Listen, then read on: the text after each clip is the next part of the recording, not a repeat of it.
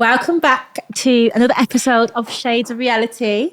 On today's show, I have a very, very interesting guest by the name of Thegeniusdan. Now, Daniel is, he likes to be called a truth theorist. A truth theorist, not a conspiracy theorist. That's right. Activist, speaker on societal issues. Would you say that's your kind of thing? The activist part, I'm not. I don't know about that part. No? You wouldn't say you're an activist for... I would say I'm someone that brings enlightenment. Yeah. All the other titles, I don't really go. I'm different, so I wouldn't really go by titles and stuff. So we're not doing conspiracy. We're not doing activists. We're not doing any social construct or narratives. We're doing truth theorist and a light worker. Would you say you're a light worker? Because that's another narrative, isn't it? I would say, if you could say that. Yeah, light worker. That, All right. Tell us a bit about yourself, Daniel. What inspired you to become so determined in putting out this information? From a young age, I've always kind of had this zeal for knowledge. So I've always been someone that's researched for many years as a young man. I'd say early teens, I'd say like 15, 16, I was quite deep into, obviously about globalism, the New World Order, things like that. And it's just natural. I did a lot of research, and for years I just could sort of pull a crowd. So a lot of people was always kind of interested in what I've got to say because it's quite deep and it's interesting as well at the same time. Do you think it kind of connects with their experiences as well? Because I feel like for some people, for someone to be interested in something, there has to be a connection. Not necessarily something they've experienced, but they can relate to it through someone else's experience, or they've experienced it themselves, or they've seen it happen. Or I think with a lot of, I'd say probably maybe like movies and stuff like that. I'd say definitely like a lot of people sort of kind of connected the dots through that. Also like-minded other people as well. So other people talk, and then, like you sort of share knowledge. And I think even before then, even a lot of the stuff I used to talk about, Facebook and social media wasn't even really as it is now. Does that mean? So it was a thing where you would just speak amongst each other at college, or, you meet up on weekends. So it was different.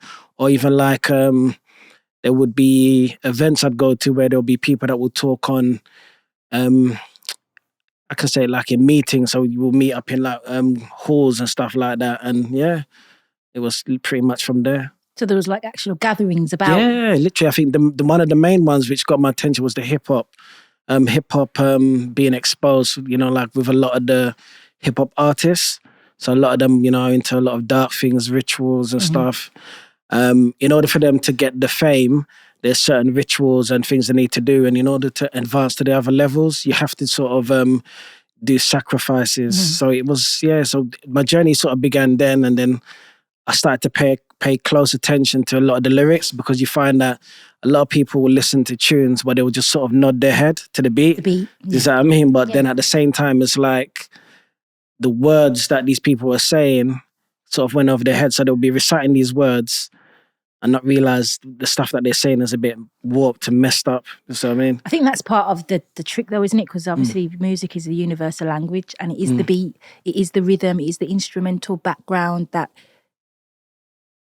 touches the soul and feeds the soul. The words add to it. So especially like, so when you got people like Bob Marley, Garnet Silk, these influential artists, they're going to get people with the music and the words. But I feel like the music's designed to do that, to take you off the words, because they're all spells, and that's where we get into a kind of trance. Yes, that's true. Yeah. So I think that's all part of the trick. I was going to say, do you think that because in what's going on today, there's so much information. So do you find it difficult to navigate sometimes through what's going on? When you say navigate through, navigate meaning where you get your evidence, your sources, because you have to get it from somewhere, and there's always new things coming in and being filtered into society. Do you know what? I'm happy you said that. It's never really been a problem for me, to be honest with you. And I think this is where a lot of people sometimes direct message me and say, oh, you know, where do you get all your stuff from? And obviously, I'm very careful in terms of where I reveal my sources, because a lot of these apps, they read your messages. And I don't know if you saw, I screenshot something from Facebook. Facebook said, oh, one of your direct messages goes against our community guidelines. It's like, I've kind of always known that they read messages, but for them to be very direct, I was like, that's a bit messed up. And they blocked me for something that they said was went against their guidelines. I'm like, wow, it wasn't something that I posted on social media. It was a conversation that I had with someone in an inbox, a direct message. So I was like, wow, so you're basically saying that even the messages that I'm sending, or even certain things that I'm saying inside a direct message, is a problem. So you've come to realize now that freedom of speech doesn't exist anymore. Talking about freedom of speech, what is your, because I know that you've been blocked off loads of channels in regards to your content. Block Twitter, TikTok. Yeah, I'm probably I'm not even joking. When it comes to the blocking, I think I'm actually probably the worst. Like, I don't think people realize, like, to the extent that they don't want certain information out. There's information they don't want the general public to know.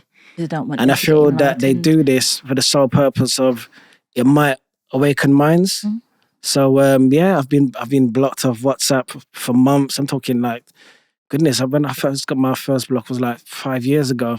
If you're someone that's, how can I put it?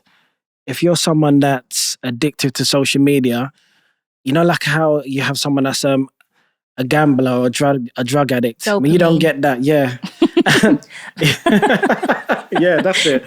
And it can affect people. Of course it can. Because it's like you're blocked, and it's like the very thing that you're constantly on, all of a sudden now it's like you can't get your fix. And that's the problem. I think social media can be, I think we need to be careful how we navigate and share information. I think a lot of it is causing confusion and cognitive dissonance. Yeah. I'm not saying you in particular, but I just think that people's realities are being shattered. So I think, how do you find it when you're speaking? Are you happy do you think people are waking up, or do you find it hard to speak to people? To be honest with you, it's not even hard to speak to people. I realized that the messages are effective, because if it wasn't, they wouldn't block the content. They wouldn't, because I'll give you a prime example as well. You got a lot of people that have 70k followers, 60k followers, and I struggle to even build 2,000, 3,000. And it's almost like the way they build the algorithms now, it's like, I can't really pass that now. But then you got someone that's got 70k followers and they're posting the same things I'm posting. They get more views and stuff. But it's kind of like, I post the same thing. I'll give you an example. I posted something that someone posted, and within 30 seconds, it was removed.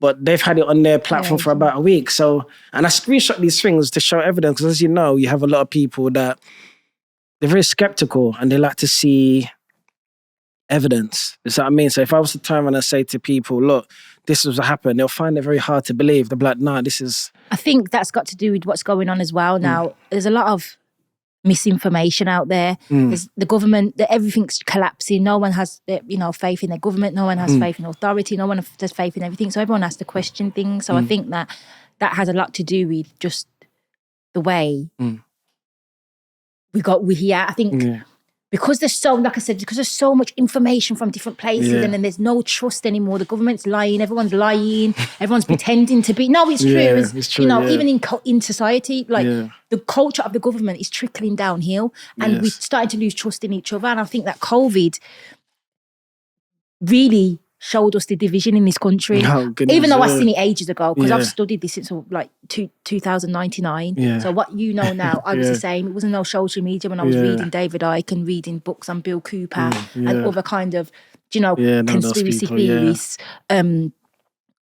So I feel like because social media is here now, everyone's just, let's go out and just put everything out in there. And I wanted to go on to, actually, you post a lot about cultural issues as well as I'm going to go back onto the New World Order in the agenda, but I want to speak about the cultural issues, because that obviously is a concern of yours as well, because since I've had you on social media, you, as much as you post New World Order and all that, you post about the issues within your community. You're from South London, Brixton.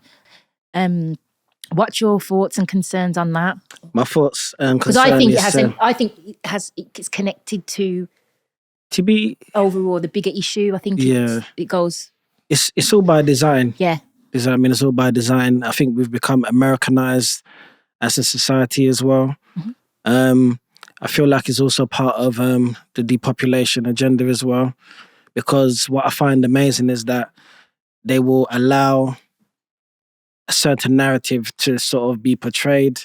Like, I'll give you an example, like you find out even with a lot of the lyrics that you hear these rappers rapping about, it's negative. It's a lot of negativity. It's low vibrational, it's genocide in your own, is stuff on calling your women out of their name, disrespecting women, stuff like that. But then we don't help it as women because we're dancing to it, and we like in the complicit, comments, isn't it?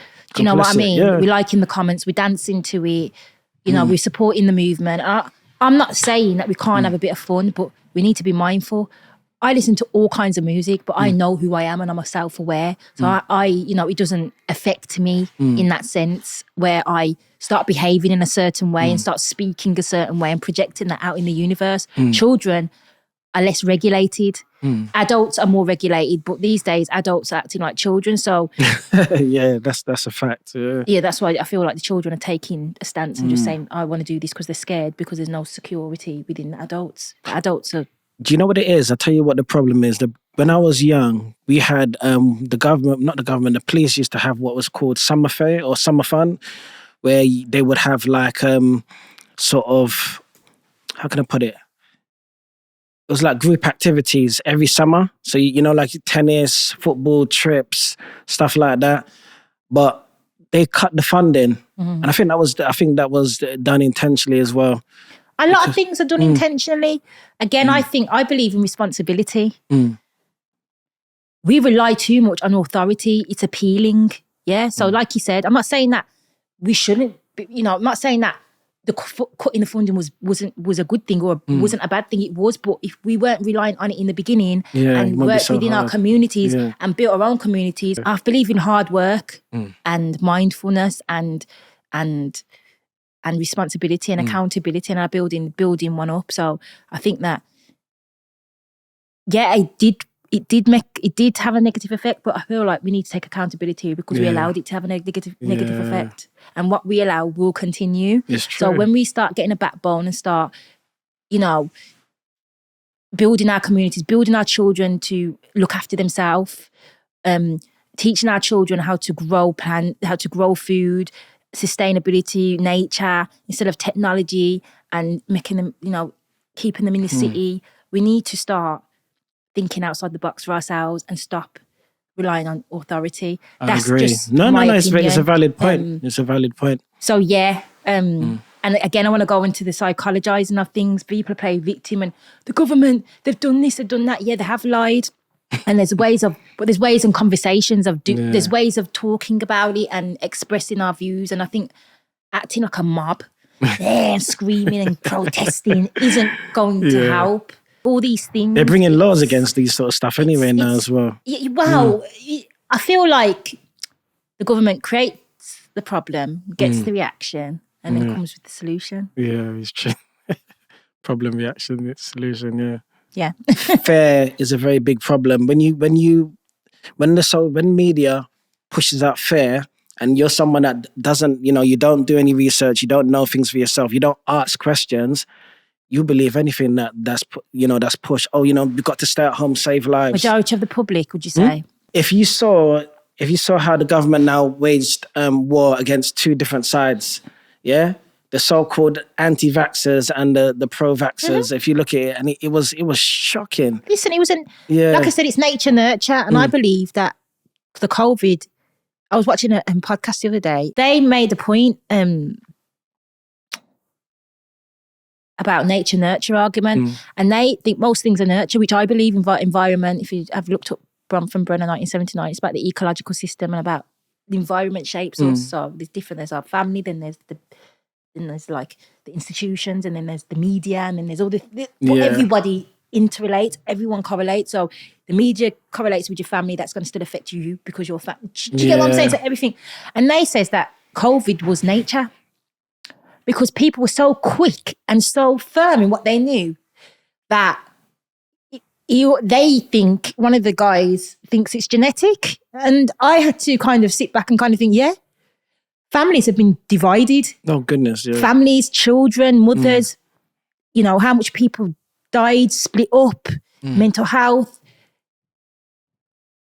I have to kind of agree to some kind of extent that I think some of it is genetically within us. Some of us are just fearful and some of us aren't. And I think it has got something to do with genetics. I do. That's just me. I think it's nurture. I definitely think it's environment because what we've been brought up. But I think because the response was too quick, because I've been talking about these kind of events, not exactly COVID, because I didn't know it was going to come in the form of a virus, but I knew there was going to be some kind of, you know, worldwide event that's going to put everyone in their place. And, you know, where you have to pick a side. And COVID-19, we surely picked a side. Some people took the vaccine, some people never. And if that means, you know, I believe this is a spiritual war. It's nothing to do with physical. I know families that are doing divided. Husband and wife that's been divided because of this thing. We need to know what we're doing. We need to know where we're going. Everything you post correlates and intertwines. As much as you got the New World Order, you got the cultural issues in society, you've got, it still connects because it still affects all of us. It's true. So I feel like, you're working hard. That people need to definitely think for themselves. People need to arm themselves with knowledge. People need to stop following and listening to the media. Come off the tablet, come off social media, come off the phone, get into real life, get into nature, get into reality. I was talking to these guys earlier. Social face-to-face interaction, families, having children. You know what I mean? Depopulation is happening. So I think getting off social media, getting out the computer, getting out of our own heads, going out for a walk, going into nature, learning how to plant food. You're learning a new skill like that is going to help sustain the new world, because I feel like we're going into a world where it's not just about money and what you got, it's about what you can give to the world. Your skills, your trading. Who are you?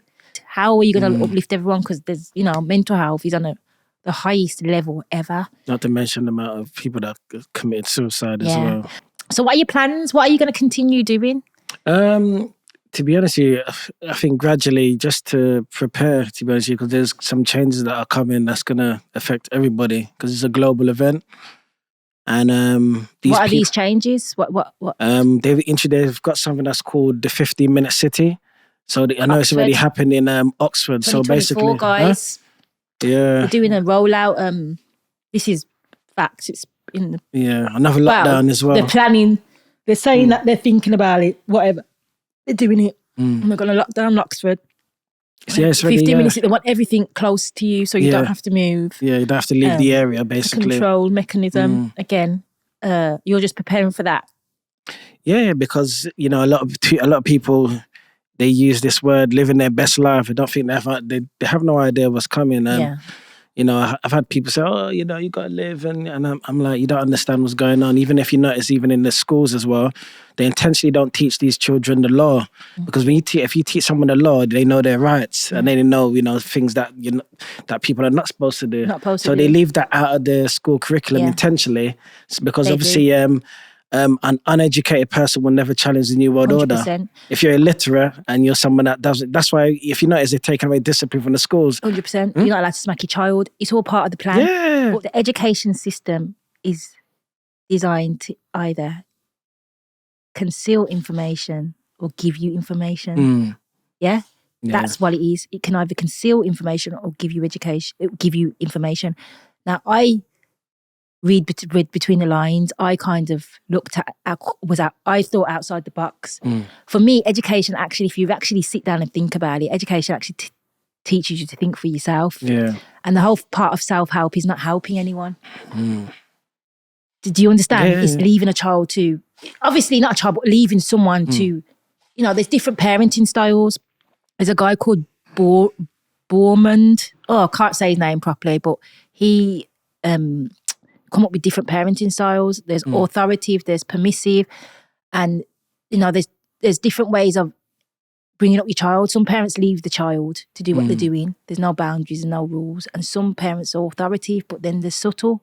And I feel like the government do the same thing with us. They give us too much, and they do it on purpose because they know that a lot of people are weak, and it's a nature thing. As a child, you look for something, authority and security, and that's what the government's doing. Does that make sense? It does. Also, I want you to touch on what you said on the school system. The school system for the children is like another form of prison. Because if you see the similarities with the school and the prison. So the children are pretty much in a place every single day, obviously apart Walking from Saturday, Sunday. This and that. It's like a uniform regiment. In a class. Army, it goes back to military, it all goes back to and that. And the education is good to the extent, but remember as well, when they educate these children, it's so that it can benefit the government. 100%, So to work for them. Yeah, literally. But then we must educate ourselves to know what we can do with that education, because not everyone that's gone into education has just gone to work and worked with them and been stuck. Some have actually done something. There's a man like Thomas Sowell, Walter E. Williams. They're absolutely great black economists, and they were brought never really hear much of these people. Have you noticed? They never really get any. They were brought up in Jim Crow era. They're like my heroes, like literally, because they say the same thing. We need to take responsibility. Stop blaming the government. The government ain't going to save you. They don't care about you. So what we need to do is start caring for ourselves and thinking for ourselves. And I think with what's going on in the world today, a lot of it starts with us. Instead of trying to get a group up together, let's get a group, let's get a mob, let's do this. Most of us aren't emotionally regulated to even do that. It's true. It's all this it's almost like narcissism. When it's all about you and wanting to be the person I'm that person that knows it all. Would you say there's a lot of that going on as well? Oh yeah. I think a lot of people just do stuff for show, do it for attention.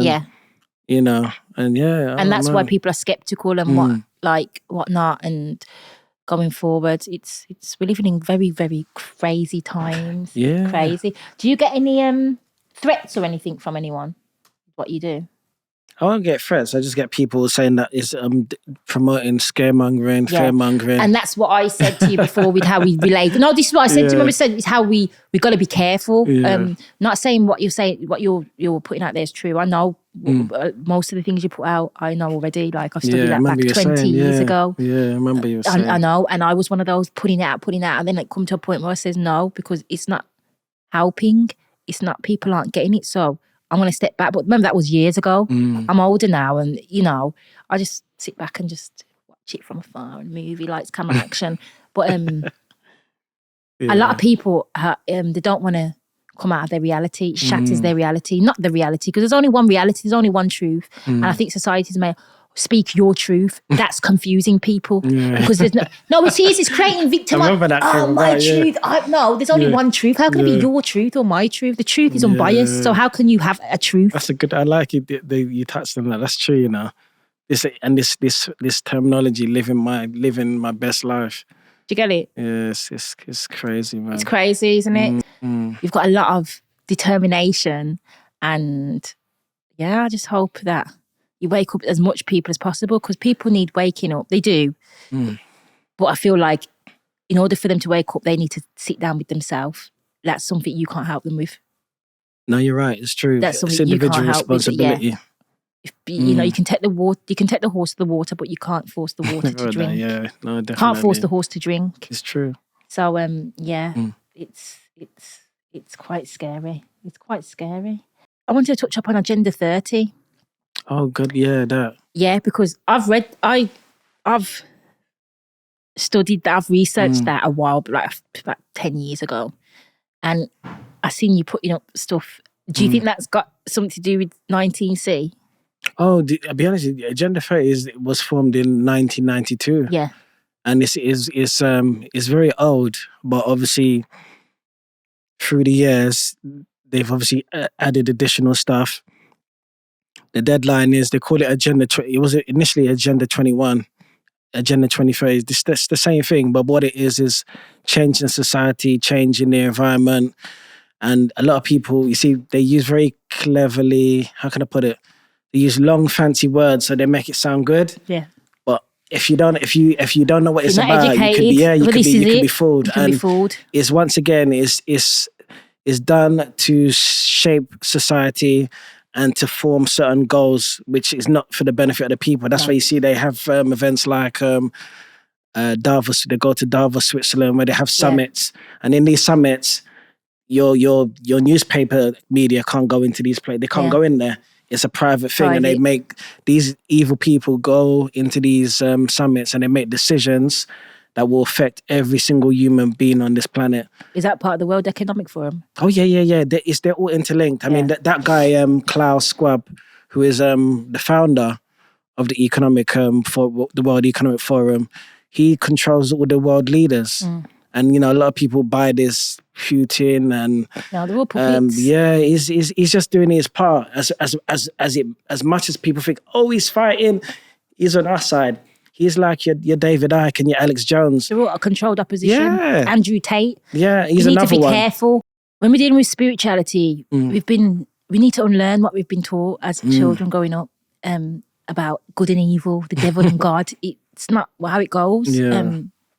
The devil hasn't got red horns and a long tail. He's a very charming character, charming energy. Yeah, it's true. So it comes in the form of Tate and all these kinds of people speaking truth and knowledge and enlightenment, because the Morning Star is about that. It's about enlightenment. It's about knowledge or seeing eye. That's what Illuminati, illuminated one, whatever. Yeah, we need to read words. We need to understand what words mean. Andrew Tate, for me, I believe they're all control oppositions because they've been given a platform. Two sides of the same coin. Like it's all people need to just concentrate on themselves and their families, and that's what I think. There's too much going on. Yeah, even with don't get me wrong. I've gone out there. I've put out there. Oh, I'm an Andrew Tate fan. I can say that because I'm mindful. I know myself and I know who he is.